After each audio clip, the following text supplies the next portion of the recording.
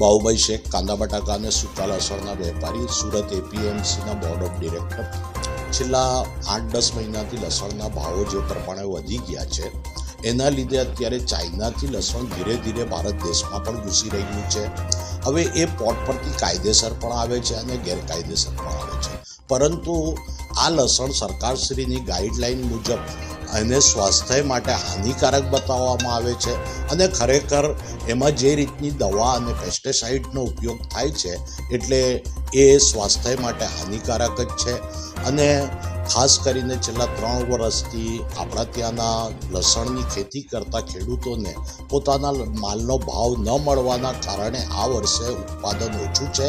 તો અત્યારે આપણા ખેડૂતોને આ લસણની જો એન્ટ્રી થઈ જાય તો આપણા ખેડૂતોને ભાવમાં પણ માર પડે. અને આ ચાઇનીઝ લસણ અમારા ત્યાંના ઇન્સ્પેક્ટરો રાઉન્ડમાં હતા અને ધ્યાનમાં આવ્યું કે શંકાસ્પદ લાગેલું એનું અમે તપાસ કરતા એ ચાઇનીઝ લસણ હતું, જેનું અમે સંપૂર્ણપણે નાશ કર્યું છે. અને અમે અમારી એપીએમસીમાં આ રીતનું ચાઇનીઝ લસણ કોઈ બી રીતથી વેચાણ નહીં થાય એ માટે અમે કટિબદ્ધ છીએ.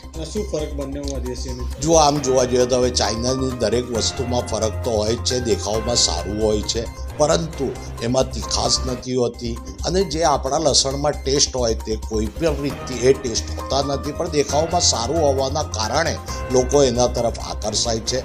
પરંતુ એક વેપારી તરીકે મારી સલાહ છે કે એ લસણનો આપણે ઉપયોગ ન કરીએ તો સારું.